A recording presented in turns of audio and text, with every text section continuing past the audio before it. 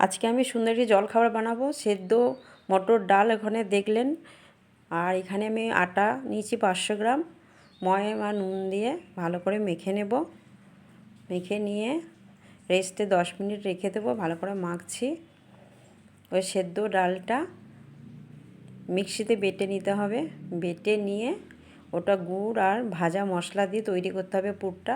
তো বাটা হয়ে গেছে। এখানে দিয়েছি গুড় আর একটু ভাজা মশলা দিলাম, একটু নুন দিলাম স্বাদ মতো। একসঙ্গে মাখবো। মেখে সুন্দর করে কড়াইয়ের মধ্যে দিয়ে দেবো, একটু ভাজা ভাজা করে নেব। নাহলে নরম হলে ভেতরে পুরটা ভরা যাবে না। এটাকে বলে পুরনপুলি। খেতে কিন্তু ভালো হয়। আবার একটু ভাজা মশলা দিলাম। বাচ্চারা তো খেতে খুব ভালোবাসে। পুরটা রেডি হয়ে গেছে। দেখি এদিকে আটার কী অবস্থা। আটাটাও হয়ে গেছে। লই করে নিলাম। এবার এইভাবে আমি বেলে নিয়ে পুরটা দেবো মাঝখানে। আপনারা গোল বাটির মতো করেও পুরটা দিতে পারেন। আমি এইভাবে দিচ্ছি।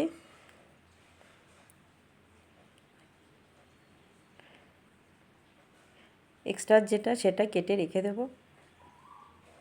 স্টাফিংটা সুন্দর করে ভরতে হবে, নয়তো বেরিয়ে যাবে। আবার একটা বানাচ্ছি। এক্সট্রাটা রেখে দিলাম।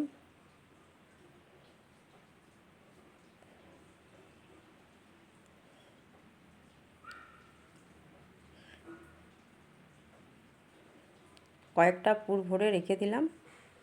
বানাবো আমি এখন আপাতত দুটো।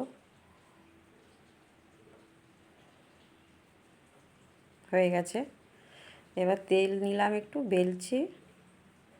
এটা আটার সাহায্যে বেলা যায়।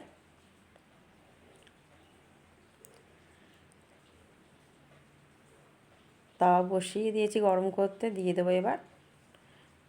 এটা এপিট ওপিট ভালো করে সেঁকে নেব। এদিকে আর একটা বেলছি। বন্ধুরা, আমার চ্যানেলটা খুব ছোট্ট। আপনাদের শুভেচ্ছা আর ভালোবাসার খুব দরকার, নাহলে এই চ্যানেলটা কখনোই একটু বড় হতে পারবে না। আপনারা প্লিজ আমার পাশে থাকবেন। এই সাদা তেল দিয়ে দিলাম 2 চামচ। আর এই জায়গায় আপনারা ঘিও দিতে পারেন। আমি সাদা তেল দিয়েই করলাম। সকালে জলখাবার হিসাবেই করছি। এটা সকালেও রাতেও খাওয়া যেতে পারে, সন্ধ্যেও খাওয়া যেতে পারে। এর সঙ্গে একটু ঝাল ঝাল তরকারি লাগবে, কেননা ভেতরে স্টাফিংটা একটু মিষ্টি মিষ্টি তো।